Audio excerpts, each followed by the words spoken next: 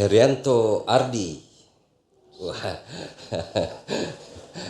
lama kita tidak ketemu ini sejak tidak turun ke lapangan aksi-aksi. Jadi Herianto Ardi ini dikenal sebagai sosok pemuda yang besar empatinya, bukan besar anunya ya, besar empatinya, sehingga mampu memperjuangkan aspirasi ataupun keinginan masyarakat yang tidak tersampaikan. Hari ini kebetulan berada di ruangan saya, jadi sedikit kita rekam ini untuk tanya-tanya beliau karena aktivitas terakhir ini apa. Apa kabar Ardi? Alhamdulillah baik bang. Lama sekali kok baru muncul ini bos dari terakhir aksi. Itu 1 tahun yang lalu kalau nggak salah di teman-teman keramat. Sebenarnya saya tidak ikut karena cuma teman-teman keramat yang aksi hari itu. Oh jadi cuma nimbrung lihat-lihat toh. Iya. Tapi bagaimanapun Wajo mengenal Herianto Ardi itu sebagai aktivis yang suka teriaki hal-hal yang. Tapi sebenarnya asalnya Herianto Ardi ini dari mana? Kalau saya dari Kecamatan Kera besar dan sampai hari ini masih di Kecamatan Kera juga karena kebetulan kan hari ini nilai-nilai perjuangan kita sudah beda. Iya. Nah, dulu waktu masih muda ya kita hantam kiri kanan tabrak tembok tidak ada masalah karena tidak ada beban. Iya betul. Sekarang kan sudah beda cara berpikirnya. Iya. Karena sudah ada tanggung jawab, ada beban yang harus kita pikul sebagai kepala keluarga. Sudah ada anak istri jadi harus berubah itu arah perjuangannya. Betul. Karena itu biar bagaimana tanggung jawabnya juga jangan sampai mengabaikan kalau istilahnya orang itu jangan sampai Anda menjandakan seseorang hanya gara-gara janda. Iya. Cocok. Jadi harus dirubah polanya. Dan saya juga tidak terlalu mau berhubungan dengan janda karena berat. Berat itu berhadapan dengan janda. Lebih baik berhadapan dengan Mike ya. Iya, daripada harus berhadapan dengan janda. Dari itu baru.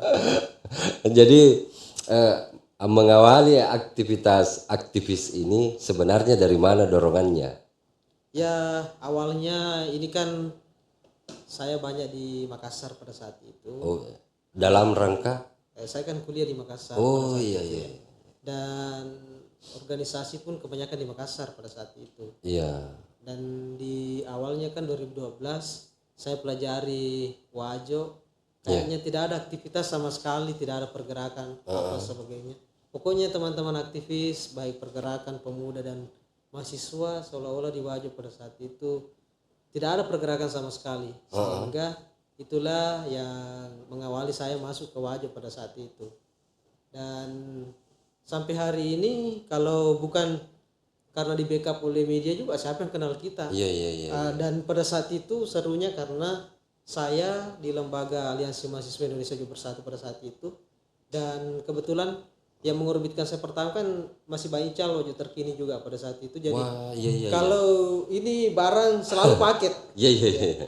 Selalu dimana ada AMIWB pasti ada juga Wajo terkini pada saat itu. Iya. Nah kalau salah satunya hilang, umpamanya AMIWB tidak menyikapi lagi persoalan yang ada di Wajo, orang mencari-cari juga. Iya. Begitupun kalau pernah juga Wajo terkini atau jaringan error atau apa, masyarakat juga bingung, wah kenapa ini sampai-sampai nih media ini tidak ada lagi. Iya. Apa sudah masuk angin atau bagaimana? Iya.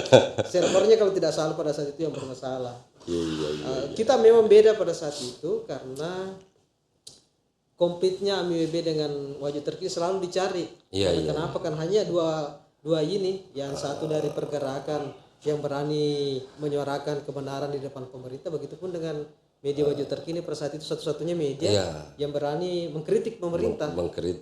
Jadi selalu dicari. Orang rindu itu melihat apa sih berita hari ini. Karena media-media yang lain ya paling yang diberitakan keberhasilan pemerintah. Ya masalah-masalah seremonial yang dilakukan pemerintah daerah saja. Iya. Sehingga orang jenuh, bosan. Orang selalu menunggu itu berita dari Wajo Terkini pada saat itu, dan juga Pergerakan dari dari teman-teman Aliansi Mahasiswa Indonesia di Bersatu pada saat itu. betul serius. Tapi saya baru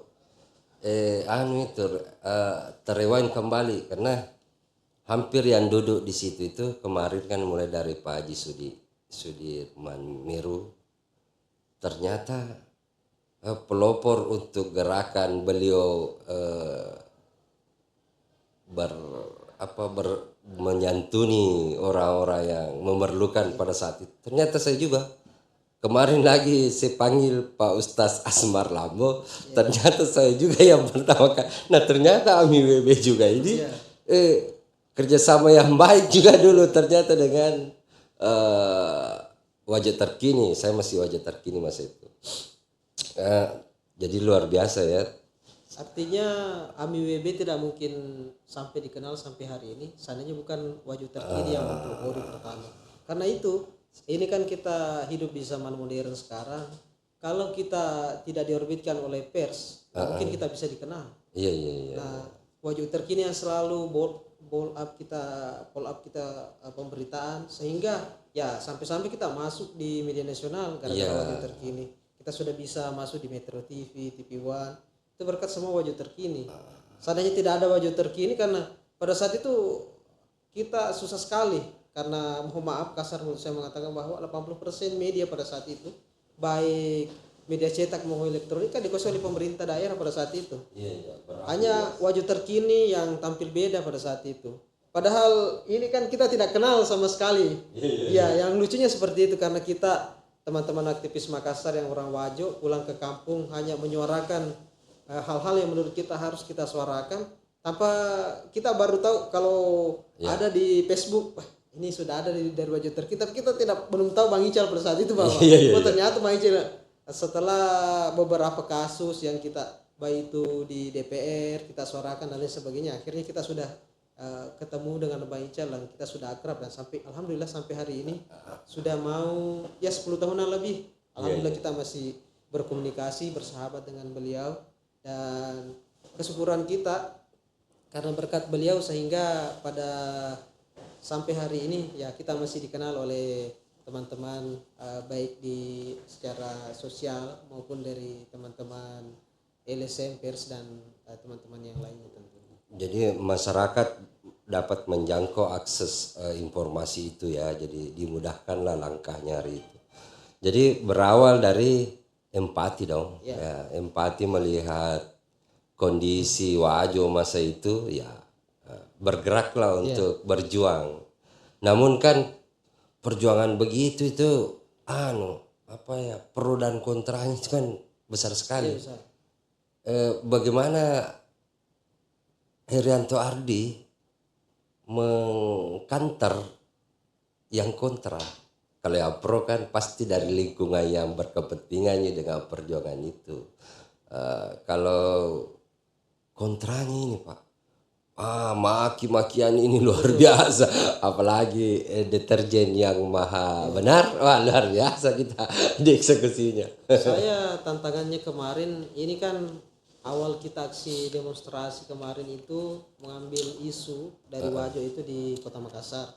Pertama itu di Polda Sulsel, kemudian ke Kejaksaan Tinggi. Nah, ini kan semuanya sensitif yang kita angkat ini. Ya, dan ini mengenai kebijakan pemerintah daerah pada saat itu. Yaitu yang betul yang apa yang dibahas oleh Bang Ical tadi, bahwa intimidasi itu sebenarnya sudah luar biasa sekali pada saat itu. Kita bahkan didatangi di Kota Makassar, pemerintah daerah mengirim orang-orangnya. Kalau kita didekati, dibujuk secara bebek, tidak memberikan respon positif juga, ya terkadang kita diintimidasi. Alhamdulillah kan kita sudah kenyang dengan hal itu, karena kita sudah punya pengalaman di Kota Makassar. Apalagi kalau di Makassar juga kan kita termasuk juga selalu ikut turun juga di sana, jadi sedikit banyak kita punya pengalaman. Dan yang paling berkesan sebenarnya waktu Pak SBY mau datang ke Wajo, di situ pertama kalinya kita ini betul-betul diintimidasi, sampai orang parpol pada saat itu kan Demokrat yang berkuasa menelpon. Kemudian kita anda aktifkan saja. Dan setelah itu kita capek sebenarnya karena selalu ditelepon dari tim baik dari pihak keamanan dan lain sebagainya. Kita pada saat itu langsung bilang saja bahwa sebenarnya tidak bisa juga kalau kita dilarang untuk menyuarakan aspirasi karena itu kan sudah jelas dilindungi oleh undang-undang pasal 8 itu 28 itu sudah sangat jelas. Apalagi kan kapan lagi bisa bertemu Bapak Presiden kan? Ya bisa langsung nih. Itu. Dan itu rutin kita lakukan, bukan hanya Pak SBY, Pak Jokowi juga pun seperti itu. Kita juga rajin turun untuk menyuarakan apa-apa yang belum terselesaikan pada saat itu. Jadi memang tidak mudah lah perjuangan itu ya. Oh, begitu banyak intrik-intrik politik di sana, begitu banyak kepentingan yang mereka harus tutupi, sementara kita tujuannya untuk membuka ya. Tapi sejauh itu seberapa penting sih sebenarnya harus aksi menurut? Ya, kalau saya buka-bukaan saja, sebenarnya kita pada saat itu lebih kepada momennya saja. Kenapa? Karena kondisinya kan pada saat itu bisa dikatakan bahwa, mohon maaf ya, para teman-teman pergerakan agak tanda kutip lah takut turun ke jalan, sehingga kita ini mengambil momen itu bahwa kita mau buktikan ke pemerintah daerah, kepada semua masyarakat Wajo bahwa hanya AMIWB yang mampu turun ke jalan selalu menyuarakan aspirasi masyarakat dan mampu menentang ketidakadilan yang tentunya lahir daripada kebijakan-kebijakan pemerintah yang tidak pro rakyat pada saat itu. Itu yang momentum yang selalu kita ambil sehingga kita termotivasi. Bayangkan saya pertama kali turun ke Wajo itu hanya 5 orang. Iya. Jadi Betul. di dinas kesehatan pada saat itu saya masih ingat dinas kesehatan. Sampai coret-coret dia punya anu kan? Iya. Sampai juga kita bersitekan dengan pihak kepolisian pada saat itu. Dan setelah itu berlanjut, masyarakat sudah melihat bahwa ternyata ada lembaga yang bisa mewakili kita untuk menyuarakan aspirasi, karena ini satu-satunya lembaga di Wajo yang betul-betul berani untuk menyampaikan aspirasi masyarakat. Nah, setelah itu isu keduanya mengenai parkir dan juga masalah PT-PT pada saat itu di sini sudah mulai banyak. Kita sudah ada 50 orang karena didukung oleh teman angkutan yang ada di Wajo pada saat itu. Ya, kita demonya pada saat itu Lantas Polres Wajo. Dan setelah itu alhamdulillah berkembang terus dan masa ya kita sudah banyak karena momennya tadi yang tepat. Karena banyak sekali unek-unek masyarakat kita yang mau disampaikan, tetapi salurannya ini yang tidak terputus, ada. Yang terputus. Nah, kita ini karena punya momentum, ya pada saat masalahnya personil atau pengurus kami kemarin itu kan semuanya anak-anak muda. Iya. Yang bahasanya orang bahwa lagi darah mudanya itu luar biasa sekali pada saat itu. Kan kita tidak punya beban. Kita masih muda. Perjalanan kita masih panjang, jadi kita berani tabrak tempo saja. Artinya kita rasakan dulu, belakangan baru kita tahu konsekuensinya, resikonya seperti apa. Makanya kita berani sehingga selalu terus melakukan aspirasi dan lain sebagainya. Nanti pada saat sekarang ini setelah kita berkeluarga kan ya itu sudah jauh. Ya bisa dikatakan kalaupun umpamanya ada yang harus disikapi ya kita tanya mami yang kita punya junior di bawah. Kita turun tangan. Berikanlah kesempatan junior. Iya, betul. Tapi kan kembali lagi bahwa risikonya bukan sekadar risiko tabrak tembok di lapangan ya.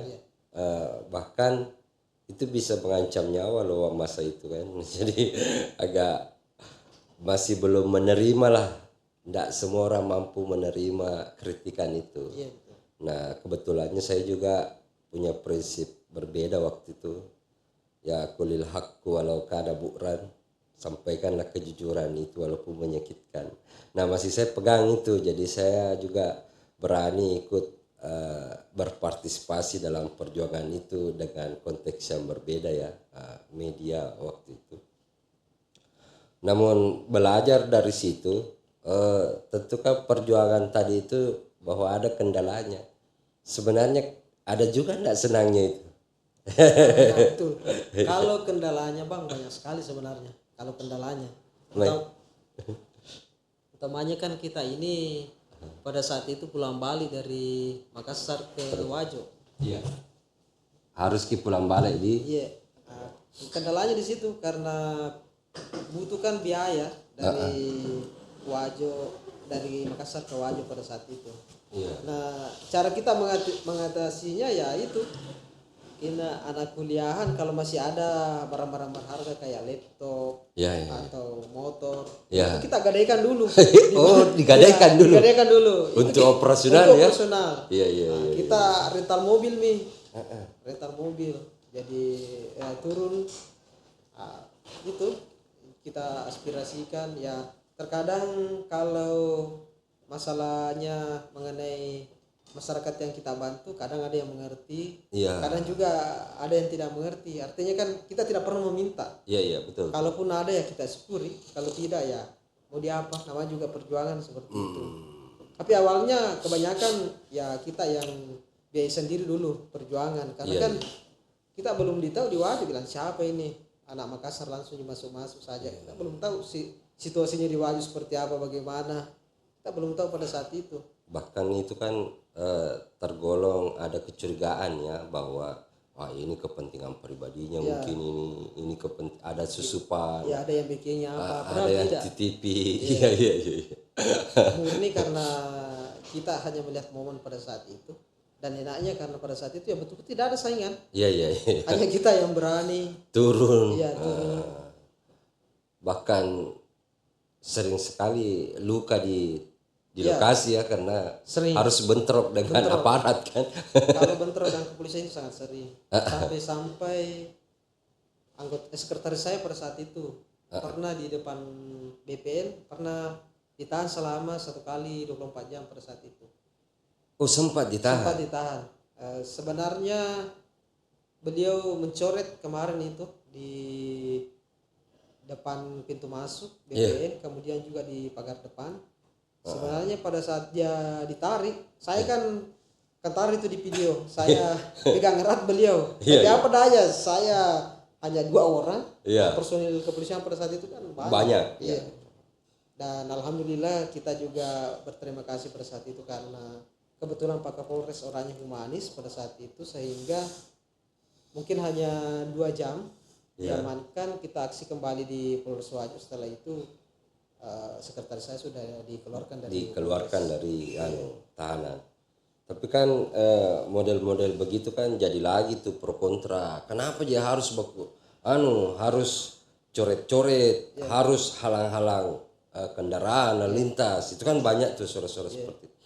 Sebenarnya niatnya pada saat aksi itu melakukan hal itu seperti apa sebenarnya gambarannya sehingga dilakukan seperti itu. Sebenarnya sebagai orang lapangan, kalau sebelum kita turun aksi kan pasti ada konsolidasi. Di konsolidasi itu tidak pernah ada yang seperti itu. Oh, itu tiba-tiba muncul. Ya, itu inisiatif sendiri. Ketika ini kan yang kita selalu cari, bahwa ketika kita aksi kemudian tidak chaos, ini hambar. Pemberitaannya hambar. Iya. Kan ini sebelum kita lakukan kita sudah ada terniang bahwa nanti aksinya ini judulnya. Kalau umpamanya hanya biasa saja judulnya di situ, otomatis orang tidak tertarik membaca. Betul. Yang kita, jadi sebenarnya tidak ada di konsolidasi bahwa kita akan cos besok. Kita lihat saja situasinya. Sama di BPN kemarin, karena kita lihat pihak BPN juga tidak responsif. Kemudian teman-teman juga melihat bahwa ini biasa-biasa saja aksinya, makanya dibikinlah gerakan tambahan itu. Dan alhamdulillah pada saat itu karena ada gerakan tambahan. Ya, ada gerakan tambahan sehingga kita disorot juga media nasional, termasuk kan Tribun Timur sudah masuk pada saat itu. Dan sampai hari ini dokumentasi jejak digitalnya masih ada di Tribun Timur terkait itu. Betul. Jadi memang kalau saya sih anggapannya mungkin itu seperti seorang anak meminta pada ibunya. Kadang-kadang harus membandel sedikit, ya ada perhatian. Supaya ada perhatian. Saya mirip-miripnya sih analogikan seperti itu. Cuma memang pro dan kontra dalam pergerakan itu kan luar biasa juga. Yang kadang-kadang sih bikin namanya manusia juga ya terima kan. Biasa juga kita merasa emosi lah. Ya, pengguna jalan biasa, Heeh. lah kenapa harus tutup jalan? Terganggu kita kan. Tapi ya saya paham lah kalau kondisinya seperti itu, bahwa memang itu upaya untuk menarik perhatian. Karena hambar juga pemberitaan kalau tidak ada bumbu-bumbu. Ya betul betul. Hambar juga ini berita kalau tidak ada aksi-aksinya. Sama kalau teman-teman aksi di depan. Iya, Kalau iya. hanya sekedar pegang toa kemudian orasi kan hambar. Iya iya betul. Minimal bumbu-bumbunya itu bakar ban. Iya iya iya iya iya. Bakar apa? Papan nama. Nah, ini sebenarnya yang belum dipahami oleh teman-teman. Maksud saya, kalau teman-teman melakukan aksi unjuk rasa, sebenarnya kan mereka hanya mau didengar. Nah, bagaimana kemudian terjadi cas dan lain sebagainya? Itu karena mereka merasa tidak diperhatikan. Maju-maju sedikit biar lebih enak. Ya. Mereka merasa tidak diperhatikan. Iya. Sehingga dia melakukan gerakan tambahan. Coba seandainya teman-teman baru satu yang orasi. Sudah Ya standby. sudah ada yang menjemput aspirasi. Iya. Otomatis kan meskipun mau cus itu agak berat juga. Iya, Pasti berpikir. Tapi kalau sudah 10 menit nih teman-teman di depan, sudah 10 orang umpamanya yang bergantian orasi, Iya. tapi tak kunjung ada yang mau terima ya. Otomatis untuk menarik perhatiannya kita harus melakukan hal yang chaos. Kepanasan sudah di Iya. depan ini menunggu, baru ndak ada yang sambut-sambut kita. Iya iya betul betul. Sudah masuk tadi analogikanya itu antara orang tua dengan anaknya. Iya iya. Kalau anak tidak diperhatikan ya minimal kita bandel dulu supaya ada perhatian, sama dengan apa yang dilakukan oleh teman-teman.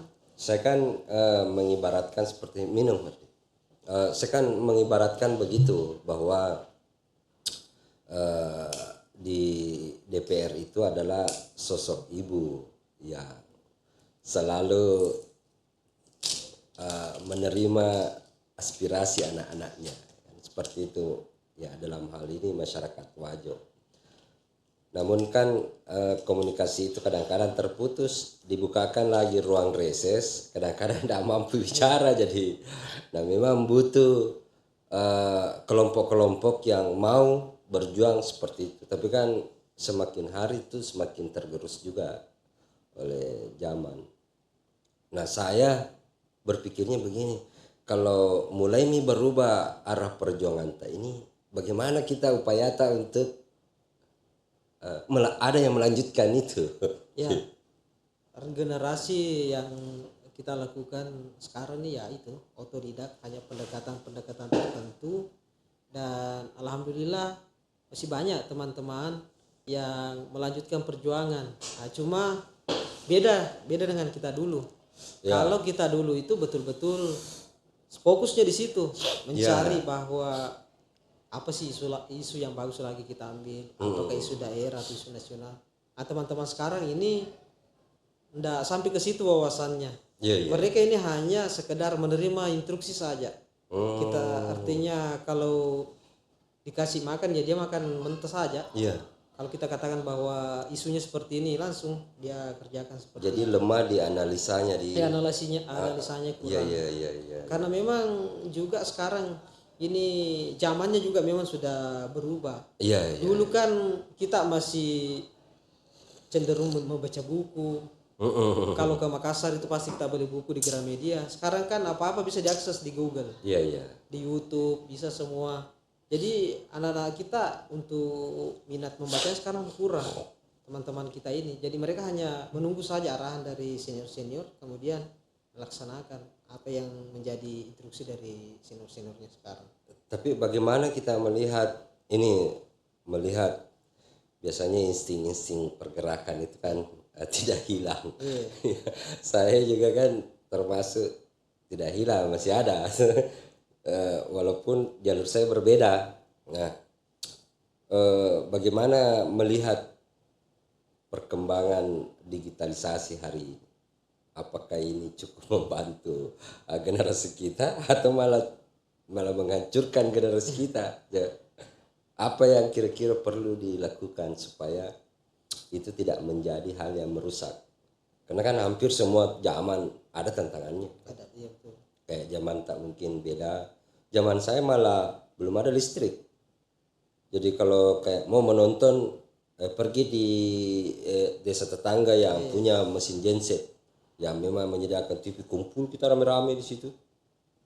Nah, kalau mungkin zamannya Dinda Herianto Ardi sudah berkembang nih, sudah ada listrik, sudah ada televisi, sudah ada kendaraan, agak lebih mudah lah kan. Namun semua itu dianggap sebagai tantangan sih, tantangan zaman. Nah, bagaimana seorang Herianto Ardi melihat perkembangan digitalisasi hari ini? Apa yang kira-kira perlu menjadi bahan evaluasi atau malah ada perbaikan yang justru terpola di dalam pikiran yang belum teraktualisasi?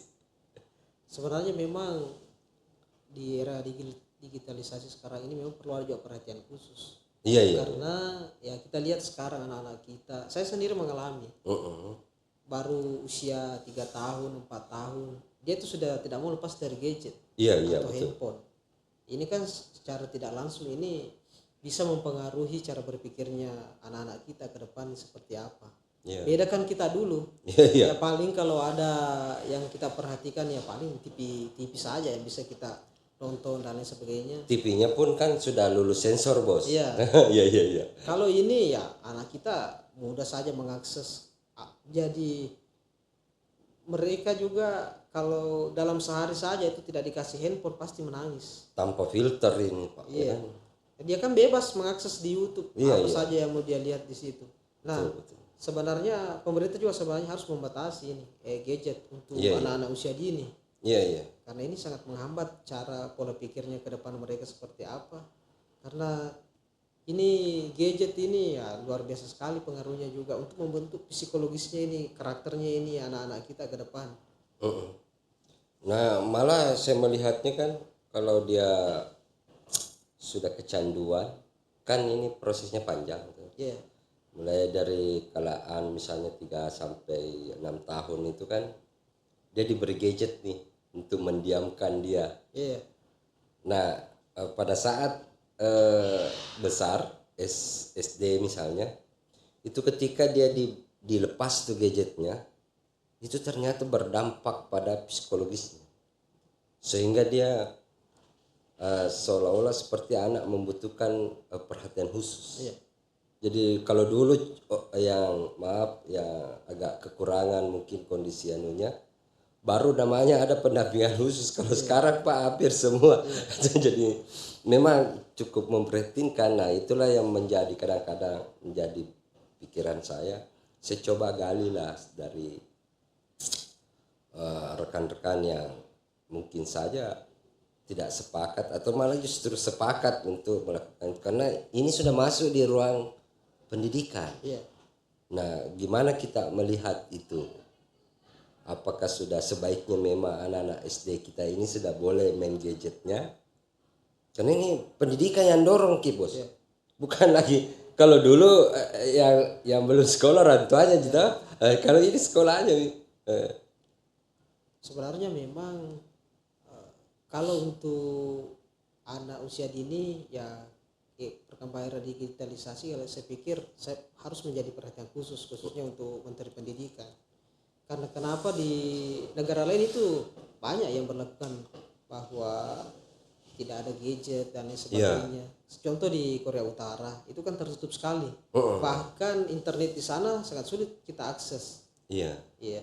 Kalau kita saja sekarang yang bisa dikatakan generasi milenial, satu hari saja kita tidak punya kuota, tidak bisa mengakses internet.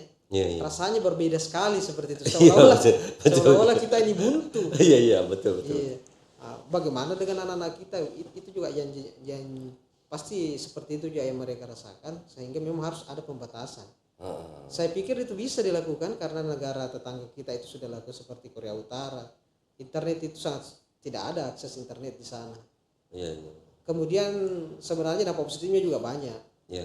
Karena ya kita lihat sekarang dengan era digitalisasi, umpamanya kita ke Makassar. Dulu kan ya pasti kita harus bawa uang cash. Iya, Sekarang kan tidak perlu bawa uang cash, yang penting ada HP. Iya, betul. Karena rata-rata warung kopi, tempat warung makan pasti ada QRIS. Ah, Jadi untuk kita dijambret atau dicopet itu ya sudah sudah minim. 80% tidak akan kejadian. Iya, Itu iya. juga termasuk positifnya era digitalisasi sekarang karena Iya. serba elektronik dan tidak membawakan juga. Dulu kan ya transaksinya harus uang cash. Oh, oh, oh. Jadi ini secara tidak langsung mengundang juga kejahatan. Iya, iya. Tapi alhamdulillah dengan kemajuannya teknologi ya, selama kita punya Android Ah, dan jarang sekali bahkan di Sengkang saja ini rata-rata warung kopi ada QRIS-nya Pak. ada. Iya, Jadi tidak perlu bawa uang iya tidak cash. perlu bawa uang cash. Nah, itu nilai plusnya ya. Iya. Jadi menarik juga sih sebenarnya. Cuma saya merasa prihatin saja tuh melihat kondisi, karena jujur saya pun kena gitu. Motorik cara berpikir saya sudah mulai lambat ketika tidak melihat gadget. Iya betul betul. Berbeda ketika saya melihat. Padahal dulu kita dilatih seperti ini. Iya. Ngomong juga dilatih untuk ngomong sama, tidak lagi mau berpatron sama gadget. Nah hari ini kan selalu kita diarahkan ke situ. Jadi ini kan luar biasa nih Ardi. Perkembangan begitu cepat. Jadi kadang-kadang kita tidak sanggup untuk, belum kita selesai pelajaran ini masuk lagi karena cepatnya informasi itu. Ini kan sempat masuk di organisasi kan. Organisasi apa saja yang pernah diikuti oleh Kakak Ardi ini? Kalau organisasi ya banyak lah. Tetapi ya kebanyakan OKP Ya, seperti HMI, kemudian masuk di KNPI. iya pernah jadi ketua KNP kan? Nah, Iya, iya. itu di masa transisi. Oh iya. Iya. Sehingga pada saat itu teman-teman di luar daerah juga itu heran. Karena satu-satunya ketua KNPI di daerah yang bukan pejabat, bukan siapa-siapa. Iya, iya. Kan paradigma sudah terbentuk bahwa ketua KNPI itu harus dari kalangan pengusaha atau anggota DPR, anak pejabat. Pasti lari-larinya di situ. Iya, iya, iya. Ini orang heran, kenapa sampai ketua KNPI Wajo ini bukan dari Kalangan itu. pengusaha, bukan anak pejabat, bukan pejabat. Ini cuma aktivis biasa saja. Iya, Ini karena momentum, lagi-lagi momentum. Itu kelebihannya aktivis karena Mampu memainkan Iya. momentum. mampu membaca cuaca politik Iya, iya, istilahnya. Momentum kita ini kan bisa besar karena momentum. Iya, betul. Itu yang selalu kita pelajari. Makanya saya melihat momentum pada saat itu. Kebetulan ini Bung Haris pertama yang menjadi ketua umum DPP KNPI pada saat itu. Kemudian dia dekat dengan salah satu senior dari Sulawesi Selatan.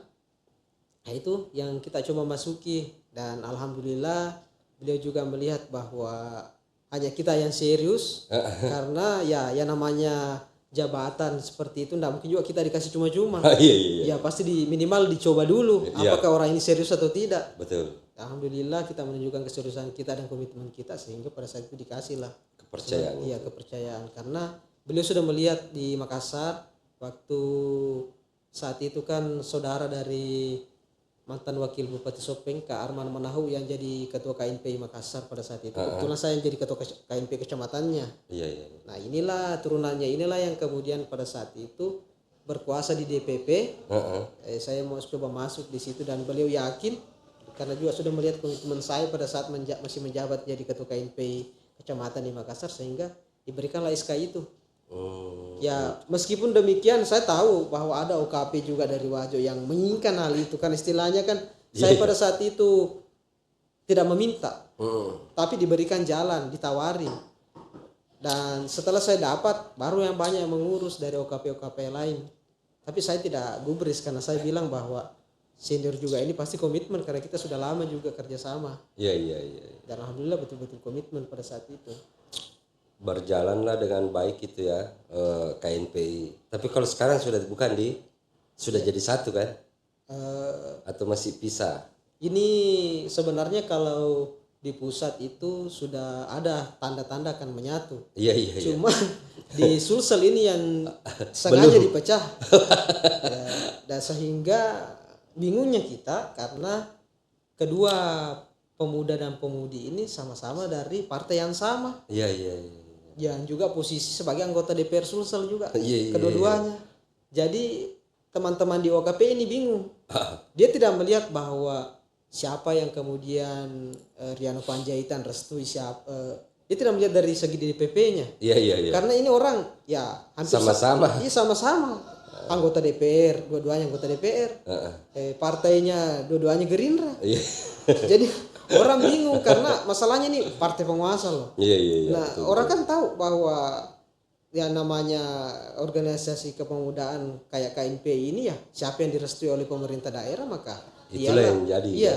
Seperti di Makassar kemarin walaupun terjadi dualisme di pusat mereka tetap dapat dana hibah karena Pak Dhani pada saat itu sebagai wali kota betul-betul pasang badan buat KNPI dan tentu ketua KNPI yang hanya Bung Hasrul pada saat itu ya itu yang beliau akui. Nah sama halnya dengan ini cuma bedanya tentu Pak Gubernur bingung. Iya, iya, iya. Seandainya partai lain gini yang satu kan ndak bingung ji beliau. Ini sama-sama dari Gerindra. Sama-sama Gerindra. Orang tahu kan Gerindra ini partai penguasa. Iya, iya, iya. Sedikit kita salah pecah, risikonya besar. Resikonya besar.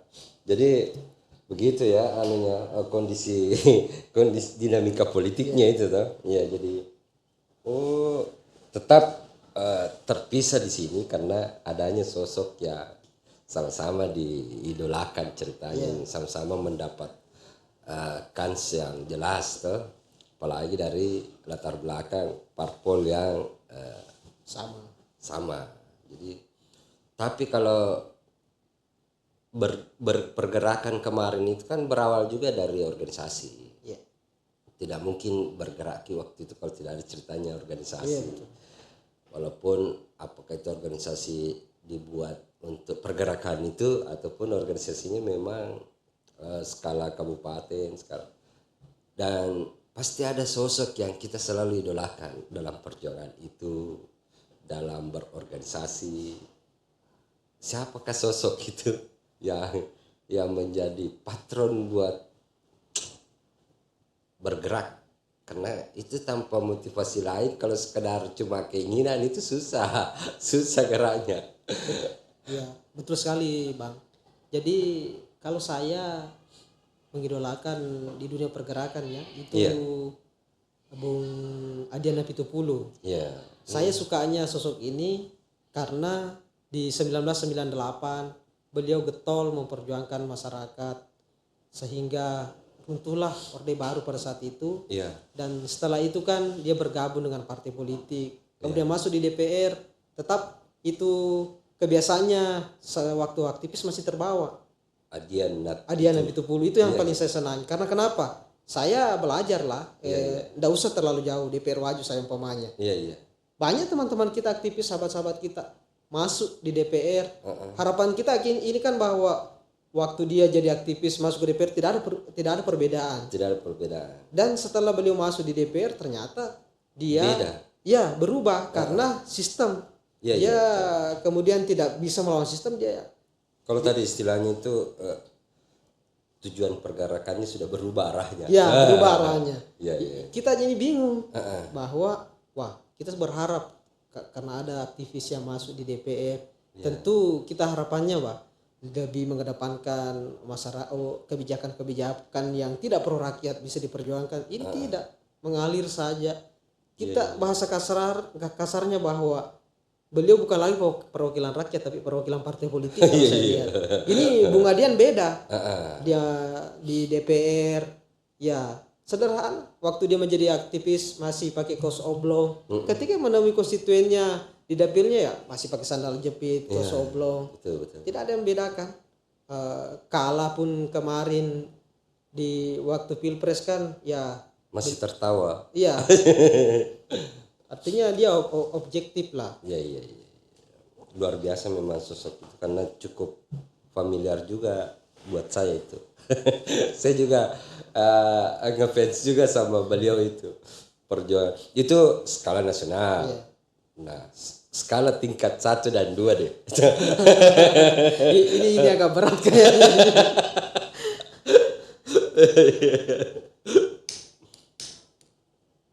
Tapi kan memang kayak begitu ada gini loh, saya kayak melihat orang itu bukan sekedar sisi gelapnya. Iya.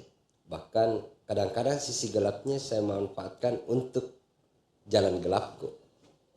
Sisi baiknya tetap pada posisi sisi baikku.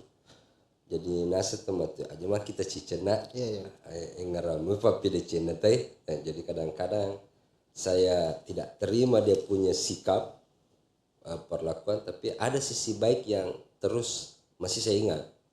Jadi ketika saya dibutuhkan misalnya di posisi sisi baik itu pasti gerak, tapi bagi sisi buruknya saya tidak bakalan respon, tak bakalan karena memang sudah, kalau dalam konteks saya sih saya cukup membatasi diri.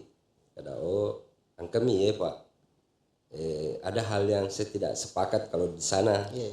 Tapi orangnya tetap biar itu siapa Kakak Fendi itu jengkel juga saya, tapi ada posisi baik beliau yang tidak pernah bisa saya lupakan, sehingga kejengkelan saya itu pelan-pelan turun. Nah, mungkin juga Kakak Ardi melihat orang itu seperti itu juga, atau hanya pandangan saya. Makanya saya masih sempat bertanya ini itu sosok nasionalnya, nah daerahnya di siapa? Provinsi dulu atau kabupaten? Gabung saja lah. Kalau di provinsi ya, saya lebih ke Kakak Arum Sping sebenarnya. Arum Sping yang Konco Nasdem kemarin. Iya. Saya tidak bisa lupa beliau karena persoalannya gini. Waktu saya masih aktif di Makassar, itu kan pernah ada penyanderaan Abu Sayyaf itu. Kebetulan ada orang Wajo. Iya. Saya aspirasi di DPR pada saat itu. Kita tidak pernah menyurat di DPR. Tidak ada penyampaian sebelumnya. Iya. Hanya Kak Pipi yang terima kita pada saat itu. Ya, kebetulan beliau anggota DPR. Iya, anggota DPR provinsi pada saat itu. Dan setelah itu kita pelajari keseharian beliau seperti apa ya. Ternyata beliau juga aktivis yang sama seperti dengan teman-teman aktivis yang lain, ketika sudah masuk dalam lingkaran kekuasaan tetap tidak berubah. Tetap lebih mengedepankan kepentingan rakyat. Sebenarnya masih ada lagi satu sih sebenarnya. Iya. Senior juga. Sekarang terpilih lagi anggota DPR Kota Makassar juga dari aktivis itu Kakak Basdir. Iya, Basdir. Dari dapil mana dia itu? Dia di daerah Kecamatan Talo dia. Oh, Makassar dia. Iya, Makassar. Ini gara-gara pergaulan kuliah di Makassar ini. Iya. Baru juga teman-teman senior dipergerakan semua. Beliau itu pada saat dilantik jadi anggota DPR Kota Makassar, yang lain kan ini anggota DPR ya pada pakai Alfa. Heboh-hebohan lah. Pokoknya ndak ada mobil di bawah 800 juta lah. Iya. Beliau hanya pakai motor bebek yang lama, yang motor-motor antik itu. Iya. Setelah berjalan 1 tahun, tidak ada yang berubah. Dan pada saat itu media mengeluarkan bahwa anggota DPR yang paling banyak utangnya di kantin itu beliau ini. Beliau ini. Iya. Tapi ketika teman-teman aktivis mau ketemu sama beliau itu mudah sekali. Iya. Ketika ada pembahasan mau selalu membuka untuk perencanaan kemarin itu Rampir dan lain sebagainya, itu banyak lahir dari ide-idenya Pak Basdir pada saat itu, karena memang beliau di samping aktivis kan dia juga pelaku di situ sebenarnya, karena selalu mendampingi kemudian pedagang-pedagang yang ada di pasar sentral dan lain sebagainya. Waktu pertama kan dia maju melalui Demokrat terpilih, keduanya ini kemarin gagal lalu Demokrat, terakhir ini terpilih lagi melalui PKB pada saat itu. Kalau di daerah ya saya kembali lagi sih sebenarnya ke Nasdem. Iya. Nasdem lagi. Iya, Nasdem lagi. Mantan ketua Nasdem. Pak Insinyur Randi Gusti Makaroda, karena sama. Waktu dia jadi ketua Hipermawa biasa saja. Sampai jujur saja waktu saya masih getol-getolnya di lapangan, saya sama beliau itu kan kebanyakan bertukar pikiran. 100 rupiah pun uangnya beliau tidak pernah saya dikasih. Iya. Tetapi itu yang menjadi kekaguman saya, bahwa ini orang tidak berbeda. Itu yang paling saya suka sama senior-senior, kalau dia biasa-biasa saja kemudian maju menjadi caleg di Nasdem. Kalau tidak salah cuma 800-an suaranya terpilih. Setelah jadi anggota DPR biasa. Tidak berubah. Tidak berubah. Iya. Kemudian juga kalau ada rapat dan lain sebagainya, banyak terobosan-terobosan beliau, termasuk waktu saat itu saya masih aktifnya ke DPR. Itu saya enak karena kenapa? Karena sekarang sudah sangat berubah. Waktu beliau dulu itu kan umpamanya kita kritisi umpamanya dinas A umpamanya. Iya. Kita aspirasi hari ini sudah ada dinasnya, Pak. Tidak perlu lagi tunggu RDP ke apa. Karena aspirasi hari ini langsung selesai juga. Iya. Ini yang kami rindukan. Terobosan ini sudah tidak ada lagi. Langsung dihadapkan dengan masalahnya kan. Jadi, karena dulu itu tidak ribet, Pak. Dulu. Iya. Betul. Bilang sekarang kan ya kalau mau aspirasi minimal kita kasih masuk surat 3 hari sebelumnya. Betul. Kalau ini jelek dibilang umpamanya besok saya mau aspirasi, dikasih masuklah hari ini, tidak ada masalah. Kemudian Pak Sekwan pada saat itu kan sudah melihat bahwa oh ini poin-poinnya. Besok itu dihadirkan semua OPD terkait. Jadi kita tidak menunggu. Respon cepat. Ya, ini yang kita rindukan sebenarnya. Terobosan-terobosan ini. Dan alhamdulillah setelah Pak Andi Gusti tidak terpilih, ya banyak kawan-kawan yang aktivis juga, tapi dia tidak bisa karena dia itu tadi saya bilang beda cara. Bukan lagi perwakilan rakyat tapi perwakilan partai kayaknya. Iya. Kebanyakan memposisikan diri sebagai wakil partai lagi, tidak lagi memposisikan. Dan ini yang saya katakan ini tulus ya, karena ada orang bilang membangga-banggakan seseorang karena bahasa kasarnya si warga. Kalau saya bisa dicek biar 100 rupiah pun tidak ada uangnya di Gusti Makroda saya ambil. Iya. Cuma kalau saya diskusi dan lain sebagainya pada saat itu kan mudah sekali beliau. Kaya dengan narasi-narasi politik, narasi. Saya telepon beliau tidak pernah tidak diangkat pada saat itu. Iya, meskipun ya itulah di sisi kedewasannya, meskipun ya pada saat pilkada pemain kita berbeda tapi kan selesai. Iya, selesai pilkada selesai juga. Iya, selesai juga. Artinya kan kita kembali ke rutinitas kita masing-masing. Nah, ini kebanyakan orang Wajo ini belum bisa menerima itu. Masih baper kita. Iya, ini yang berat ini. Tapi itu memang butuh kedewasaan, Mas. Karena termasuk kalau politisi saya juga kagum sama beliau karena beliau itu lama ikut. Tahu saya persis bagaimana pola berpikirnya, bagaimana pola-pola kerjanya. Namun memang terbatas oleh kondisi yang ada. Jadi kadang-kadang mandek. Tapi beliau sekarang lebih hebat karena sudah menjadi basogina punawai. Bukan jit yang berenang di laut di sungai. Saya sedikit cerita ini. Kaica. Waktu pilkada kemarin ada yang lucu. Kan kalau pilkada kan kita tahu itu. Kalau kan di situ Pamas itu. Dia Rahman. Jadi ada timnya Ar-Rahman pada saat itu hasut dia. Jadi dibilang kayaknya Ardi mau begini bahasa kasarnya. Di situlah karena beliau ini sudah dewasa dalam berpikir. Dia telepon dulu saya minta klarifikasi. Saya bilang alhamdulillah Kanda. Untung kita telepon saya. Seandainya tidak ya lain kejadiannya. Karena ini sebenarnya kesalahpahaman. Ada orang yang mau mengadu domba tuh. Meskipun beda pilihannya, pasti kita tahu juga bahwa ada batasan-batasan. Artinya bahasa kasarnya syakitangi Nah, mungkin kita mau ganggu pribadinya orang pada saat itu. Jadi saya jelaskan saya bilang kenapa saya tembak umpamanya si A, karena dia yang duluan menyerang pribadi saya pada saat itu. Itu kan yang viral pada saat pilkada itu. Saya dituduh sebagai aktivis yang mengambil haknya orang miskin. Padahal itu kan bantuan modal usaha.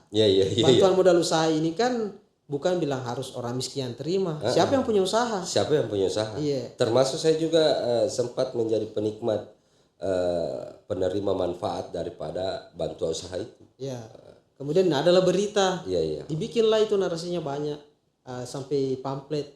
Dan yang lucunya lagi Bang Ical, karena ada teman senior juga di Makassar itu, dia juga kan pengamat politik juga, termasuk guru besar, dimintai untuk menanggapi berita saya, bahwa bagaimana ini Pak pendapat Anda selaku pengamat politik mengenai adanya aktivis Yang kemudian- menerima bantuan usaha. bantuan Iya, usaha, artinya ini mengkebiri hak-hak masyarakat miskin. Iya, iya, iya. Dia tidak mau komentar karena ini persoalan satu alma mater. Iya. Ya, saya tidak mau hal itu.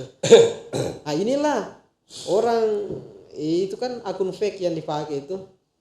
Inilah ya ini kan saya hanya menduga, bukan saya yang menggunakan akun fake inilah kemudian menyampaikan ke KKGM bahwa Ardi akan umpamanya membuka ini kasus ini ini. Akan saya tidak seperti itu karena saya tidak bisa melacak bahwa akun fake ini siapa yang kelola, apalagi ini musim-musim pilkada. Jadi saya biarkan saja. Nah, tapi ada yang memanfaatkan dan disitulah kedewasaannya beliau dalam berpolitik karena diklarifikasi dulu. Seandainya dia langsung telan mentah-mentah ya itu sama-sama kita salah paham. Kita kenapa langsung ada lagi begini? Pasti ini rentetan ini berita semakin panjang juga. Iya. Semakin melebar. Iya, semakin melebar. Iya, luar biasa itu. Memang politik itu, dinamika politik itu luar biasa anunya, seninya. Iya. Jadi Kakak Ardi ini kan juga sudah mulai merambah ke dunia politik. Kan sempat kemarin belum sempat masuk. Belum. Oh iya. Insya Allah 2029. Siap sudah bertarung. Jadi saya kadang-kadang kalau ada anggota dewan duduk di sini saya tanya tuh, perjuangan di DPRD ini dengan di luar sana itu mirip-mirip, sama-sama ingin mewujudkan apa yang menjadi keinginan masyarakat. Mungkin caranya saja yang berbeda. Caranya adalah Anda mampu bertemu langsung dengan pengambil kebijakan. Ya dalam hal ini OPD kan pelaksanaannya. Aktivis-aktivis atau pejuang-pejuang di luar sana itu kadang-kadang tidak bisa tembus. Walaupun tembus dia tidak bisa melakukan intervensi. Ada intervensinya. Kalau di sini kan mampu dilakukan. Nah, saya pikir itu harus berangkat dari empati. Kadang-kadang saya tanyalah, butuh ndak empati ini dalam perjuangan dunia politik kita? Bukan, kalau di luar kan sosialnya ya lebih cenderung muncul ya. Nah, kalau di dalam politik itu masih butuhkah empati itu?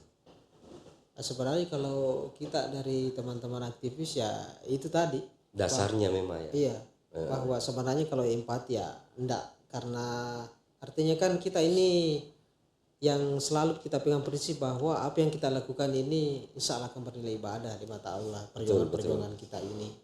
Jadi kita berserah diri saja, artinya setelah kita lakukan ya. Cuma saya menyambung tadi apa yang dibahasakan oleh Bang Ical bahwa kenapa kemudian 2029 ini saya merasa tertarik untuk ke sana, karena persoalannya seperti ini. Kita ini sudah merasakan mengantarkan teman-teman caleg menjadi anggota DPR. Ya, mulai dari yang tidak punya uang sama yang banyak uangnya sudah semua kita rasakan. Nah, tentunya kalau kita mau jadi anggota DPR tidak bisa kalau kita tidak masuk caleg. Iya, betul. Harus daftar dulu. Iya, harus daftar dulu. Tapi apa yang mendorong? Ini kan sebenarnya lanjutannya mau kutanya tuh. Apa sebenarnya dorongan utamanya untuk masuk ke dunia politik itu? Sedangkan berjuang di luar itu kan boleh.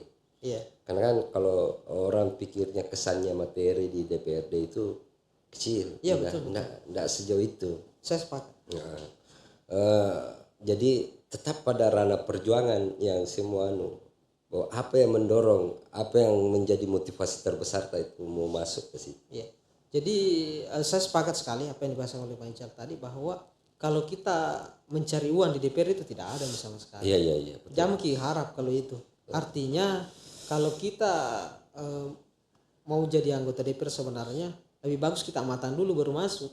Cuma kalau kita juga mau menunggu itu, kapan waktunya baru kita masuk. Karena ini kan persoalan momentum saja. Iya, betul. Nah, makanya yang mendorong kita sebenarnya ya kita mau memperlihatkan ke masyarakat kita bahwa yang paling utama adalah bisa kita memutus secara perlahan ya mengenai sekarang kan jelas-jelas money politik ya tidak bisa kita bendung sama sekali. Tidak bisa lagi dihindari. Makanya dengan hadirnya orang-orang kayak kita, teman-teman aktivis di parlemen, ya jelaskan kalau teman-teman aktivis kendala utamanya kan pasti dana untuk masalah pileg ini. Tapi kan kita kan sudah merasakan teman-teman yang kita kemarin usung atau yang kita bantu, ada juga aku yang kekurangan dana terpilih juga. Ini kan persoalan garis tangan dan ikhtiarnya kita yang perlu juga. Dan minimal kalau kita jadi ya kita bisa membuktikan kepada masyarakat bahwa Anda tidak salah pilih. Dengan keterbatasan yang kita miliki ya, betul-betul kita mewakilkan diri kita untuk masyarakat karena tidak ada beban kita. Kita tidak perlu lagi mencari modal untuk mengembalikan karena masyarakat kita percaya bahwa artinya bahasa kasarnya jangan biarkan jangan biarkan suara rakyat membisu di parlemen. Jadi ya setiap saat kita harus turun ke masyarakat. Kalau perlu dalam seminggu kalau tidak ada paripurna ya tidak usah kita masuk kantor, lebih kita ke dapil kita saja. Kalau bisa kita bermalam di konstituen kita. Nah secara tidak langsung kan konstituen kita atau masyarakat kita akan sadar bahwa wah ternyata lebih bermutu orang yang kita pilih tanpa duit daripada orang yang pakai duit. Karena kebanyakan orang yang pakai duit kalau ketemu dengan tim suksesnya kan pasti kecewa. Karena dia bilang, ya sudah mungkin juga dibeli pakai uang. Biar kalau orang yang punya usaha kan umpamanya biasa itu tim sukses. Taruhlah ember. Kita ini kan kemarin tim. Umpamanya harganya 10.000 ya.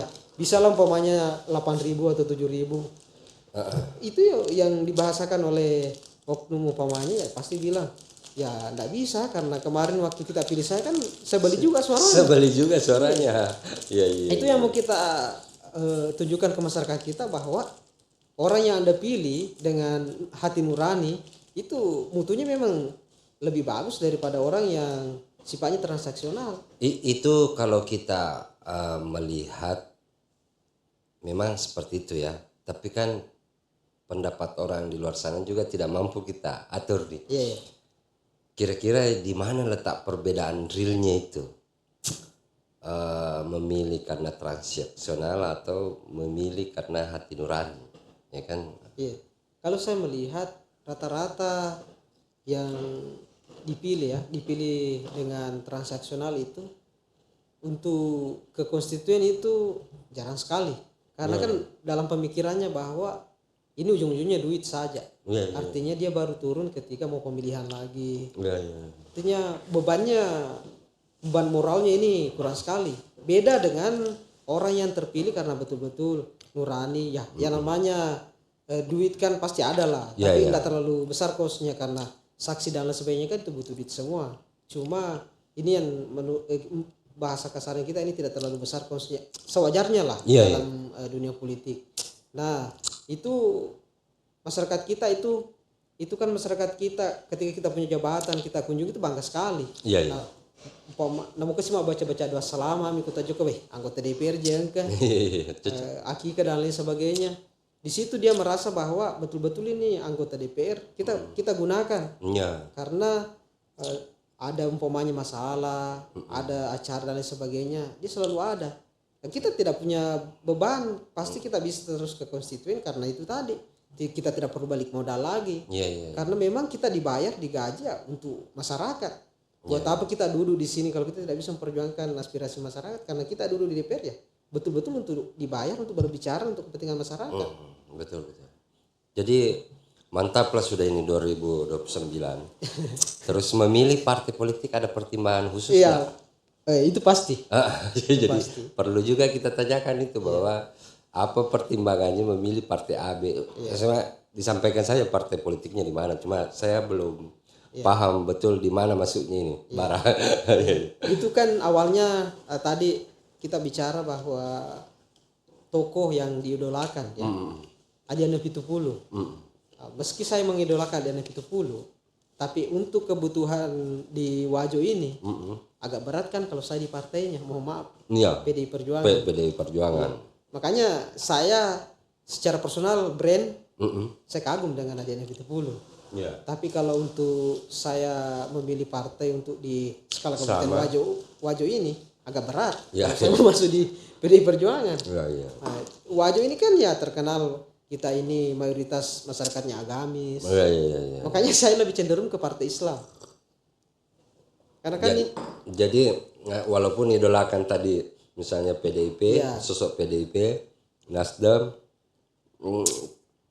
tetap milih partai lain. Ya. lebih cenderung ke partai Islam karena kondisi masyarakat kita di Wajo seperti itu. Jadi pertimbangannya adalah kota santri dia. Iya. Iya. Jadi mayoritas kita di sini kan namanya juga wilayah pondok pesantren, kebanyakan orang keluaran dari sana. Tentu metode keagamannya kan lebih diperdalam. Jadi pilihnya partai apa ini? Kalau saya PKS, PKS ya. partai Islam. Karena saya melihat di Wajo ini yang namanya partai Islam pasti ada pemilih tradisionalnya. Betul. Itu sehingga saya tertariknya di situ. Kalau bercerita ideologi partainya bagaimana? Ya termasuk juga Iya, dengan ideologi partai. Ini partai kenapa saya cocok karena waktu awal-awalnya ya masih ekstrim ini Bang Ica. Iya. Dulunya katanya pengurusnya dilarang merokok. Kebetulan saya kan Tidak merokok. Tidak merokok. Katanya waktu sekarang kan sudah berubah, lebih nasionalis sekarang. Kemudian juga ya itu bahwa kaderisasi di PKS ini masih terus jalan, terbukti itu dengan adanya setiap minggu kita masih ada kultum dan lain sebagainya. Iya. Jadi selalu kita kembali bahwa betul-betul perjuangannya ada Iya. dan tidak jauh-jauh dari ajaran Islam. Nilai keagamannya Nilai lebih keagamannya, mengedepankan iya. tau. Iya. Dan cuma sekarang ini partai ini agak terbuka. Iya. Saya bilang tadi nasionalis. Contoh kecilnya di Kabupaten Mamasa, Iya. itu kan mayoritas orang Kristen. Iya, betul. Di sana kan ketuanya Kristen. Alhamdulillah terpilih juga jadi anggota DPR. Dulu waktu masih bukan presidennya yang sekarang ini luar biasa sekali karena merokok pun saja dilarang. Merokok pun benar-benar berbasis Iya. Islam ya, bernafas Islam dia. Nah, kalau sekarang sudah agak terbuka, sudah bisa masuk agama-agama lain, tidak lagi ceritanya terfokus pada agama tapi memang kalau saya mau bilang ini bahwa kita juga harus berada dalam circle yang kira-kira mampu mengarahkan kita di dalam kelemahan. Kalau biasanya kalau kayak saya kan kalau karena lemah di agama, imannya yang tipis, jadi saya setiap melakukan kegiatan saya kedepankan tuh keagamaannya. Misalnya podcast ini saya mulainya dari Ustaz. Walaupun ceritanya saya tidak membahas tentang bagaimana pandangan Islam melihat politik itu mungkin ke depan. Tapi saya mulainya dari situ karena saya pikir saya harus memulai dengan keagamaan ya, mungkin circle-nya juga mirip-mirip lah. Kalau saya masuk misalnya di PKS bisa rajin sholat. Iya betul. Betul sekali. Minimal saya ikut sama apa sih istilah mereka itu? Jadi semua pengurus itu kan panggilannya Ustaz. Semua pengurus. Jadi biar saya ini dipanggil Ustaz. Iya. Jadi kesan itu kan membawa beban berat ya. Iya betul. Kan saya tertarik masuk di situ. Iya. Karena ya itu tadi minimal kan kalau kita kumpul ya pasti sholat berjamaah. Itu. Iya. Kegiatannya pun kegiatan rutinitas keagamaannya, kajian-kajian. Iya betul. Itu setiap minggu selalu ada.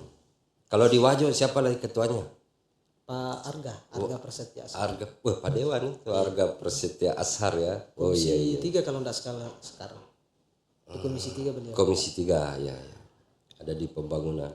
Wah, hebat beliau itu, orang yang selalu duduk. Ya, itu juga yang bukan wilayahnya, bukan kampungnya. Itu juga yang kasih tertarik saya. Karena sebenarnya banyak partai yang memanggil. Tapi saya melihat bahwa PKS ini ya itu tadi yang kita bilang bahwa selain karena partai Islam, kita juga ini kan lebih mau memperdalam juga keislaman kita dan saya juga anak muda partainya. Tentu kan kalau anak muda ya enak kita aja Lebih ngobrol. fresh lah. Iya, tidak ada beban kalau kita mengeluarkan pendapat. Iya, iya, iya. Ya, tentu beda kalau sudah Berumur. ya pasti kita segan karena ada etika. Iya, Tidak mungkin kita mau berani bilang yang bisa menyebabkan ketersinggungan, tapi kalau sesama kita anak muda kan ya dianggap biasa hal-hal. bebas lah. Iya.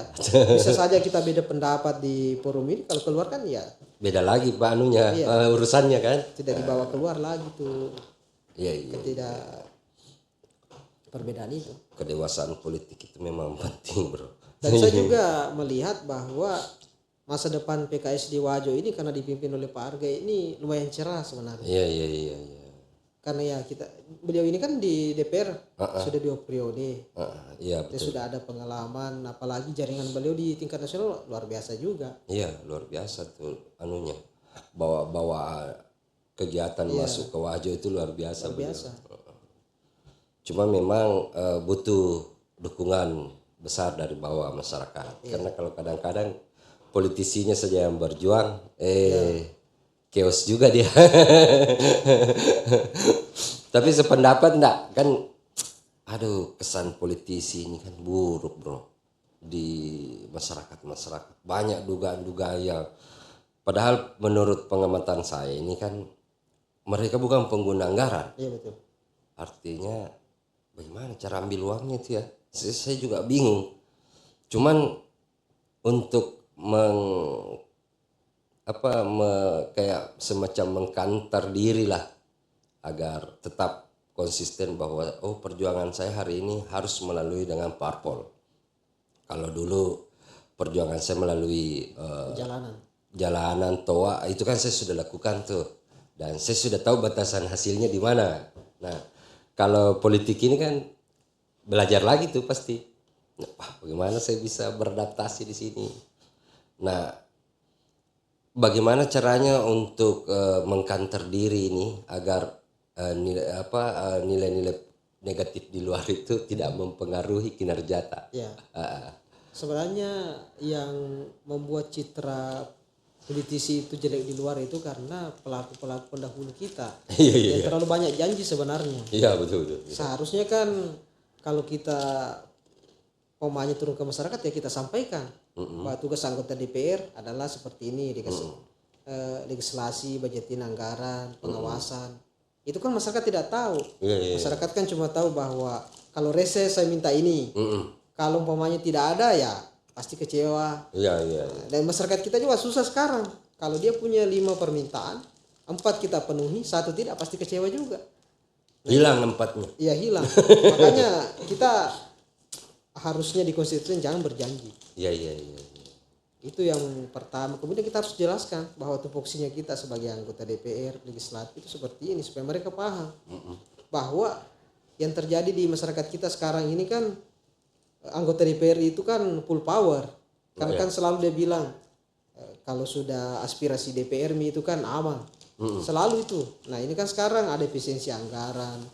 DPR kan ya sudah beda dulu. Ya meskipun ada kewenangannya dari hasil reses, tapi dulu kan tidak. Kalau dulu baru pembahasan ya DPR sudah bisa menjanjikan bahwa jalanan ini akan dikerja, talut ini akan dikerja. Sekarang kan tidak karena dia hanya menyampaikan ke OPD terkait. Realisasinya ya nanti dari OPD. OPD-nya mau atau tidak gitu kan? Atau tidak. Kalau dulu kan kalau DPR sudah bilang akan dikerja itu. Karena harus dibilang pokok-pokok pikiran DPR. Sekarang dengan adanya efisiensi ya ada kendala juga di situ. Nah itulah kadang-kadang saya tambah jauh dari politisi. Tambah jauh saya berpolitik karena agak sulit rasanya saya bergerak kalau menurut saya. Nggak tahu mereka yang sudah menikmati, sudah tahu. Disitulah juga tantangannya Pak Incal karena sebenarnya kalau bukan orang baik yang masuk politik ya susah juga dirubah sistem sekarang. Karena kayak Pak AGM kemarin ya susah juga, tapi minimal dia sudah ada yang berubah. Kayak penerimaan aspirasi yang hari itu juga selesai. Sekarang kan enggak bisa seperti itu. Dulu ketua DPR waktu masih beliau juga bagus sekali. Sampai saya atas nama lembaga pada saat itu juga pernah juga diikutsertakan dalam program DPR. Tapi saya tunggu sudah 2 kali pergantian ini nih. belum Tidak ada sama sekali. Iya. Bahkan waktu periodenya Pak Yunus Panongi, Pak AGM jadi anggota DPR itu, setiap kalendernya DPR itu Pak pasti AMWB yang terdepan di situ kalendernya. Iya. Sekarang ada juga alhamdulillah. Tapi bukan AMWB, keramat. Beda nama. Beda nama nih sekarang. Saya tidak usah masuk kepada generalisir situ. Cuma saya mau tanya, berorganisasi itu ada kalanya pecah. Bukan cuma organisasi nasional pun sekelas KNP itu pecah. Jadi 2. Dan apalagi nih, organisasi ada bahkan yang tutup. Nah kira-kira dalam berorganisasi itu apa sih yang dibutuhkan supaya organisasi itu tetap eksis gitu, tetap berjalan walaupun tanpa para vendor-vendor pendiri-pendirinya. Kan banyak tuh yang begitu. Kalau metodenya Jikala itu jelas. Yang tidak terarah kemarin kan Haji Bedu Solo, tidak ada lagi pelanjutnya, bubar.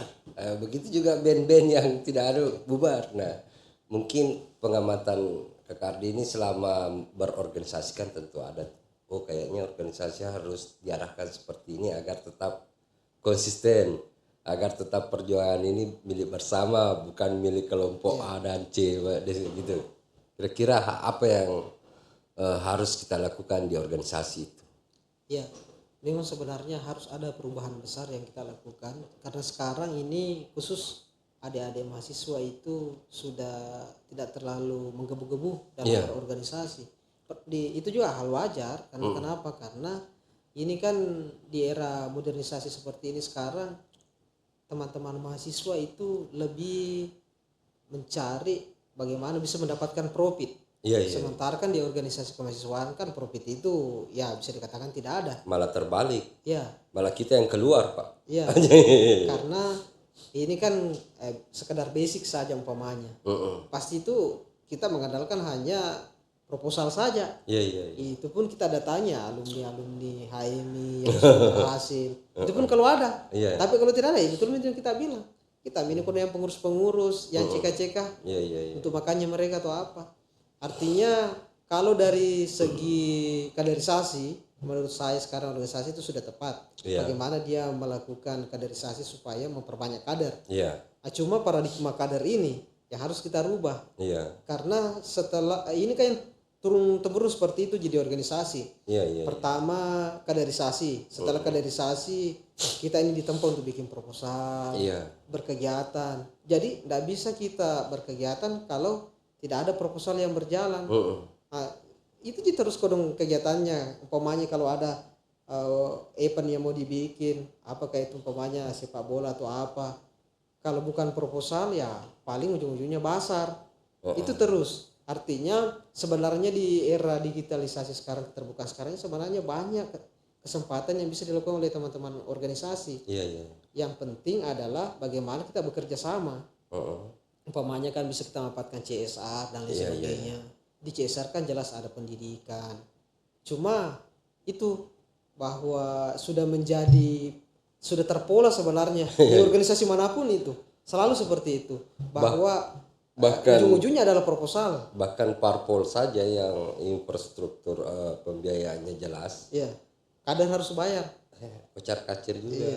Jadi nasa istilahnya Pak Najib seperti pasar malam. Itu pasar malam itu pindah rame kalau waktunya. Jadi luar biasa. Sebenarnya perbincangan ini sebenarnya masih mau kasih panjang-panjang, tapi kalau panjang tidak ada itu part 2 part 3 habis itu. Cuma kebetulan beliau datang ya, sudah kita rekam saja di sini. Oke, terima kasih banyak Kak Kardi. Mungkin lain kali kita bahas yang lebih, kalau tadi ini kan tanpa, ibaratnya orang itu tanpa tema, tanpa tujuan. berjalan saja, mengalir saja. Bincang-bincang ringan. Karena juga ini kelas reuni selama sudah lebaran baru ketemu. Oke, terima kasih banyak Kak Kardi waktu dan kesempatannya di sini. Semoga obrolan kita hari ini ada bermanfaat buat saya pribadi dan orang di luar sana. Mungkin ada closing statement yang bisa diberikan. Ya, itu tadi Bang Ical, bahwa sebenarnya yang namanya relasi itu ya kita harus jaga. Karena contoh kecilnya saya dengan kita yang betul-betul bisa dikatakan kepentingan kita sama karena masyarakat, bukan betul. karena kepentingan pribadi. Karena kita ini tidak pernah bilang berbicara duit apa sebenarnya, tidak pernah. Kita tidak pernah melakukan transaksi apapun. Iya. Betul. Artinya pertemanan ini yang harus, relasi ini harus kita jaga, karena memang kita saling membutuhkan, dan terlebih bahwa kita ada tujuan yang sama. Artinya kita tidak akan pernah besar kalau tanpa bantuan orang lain. Jadi selama itu kemudian kita jaga pertemanan itu, ya insya Allah akan menjadi berkah. Dan juga yang kedua, bahwa orang-orang yang betul-betul mau mewakafkan dirinya ke dunia politik itu harus masuk. Karena kapan dia diam melihat hal-hal yang artinya harusnya kita rubah, ya kita termasuk berdosa karena membiarkan suatu kemaksiatan seperti itu. Betul. Makanya kita harus minimal masuk dan merasakan dulu. Karena kalau kita hanya diceritakan saja, tidak pernah merasakan, kan beda. Kalau kita sudah rasakan, ya kita kan sudah tahu bahwa oh sebenarnya seperti ini. Ya saya rasa itu saja, Bang Ical. Metode investigasi itu. Harus merasakan. Mendengar, melihat, dan merasakan. Karena kalau hanya kita dengar saja, ya kan masih tabu. Tapi kalau sudah dirasakan kan, ya kita sudah tahu kadarnya seperti apa.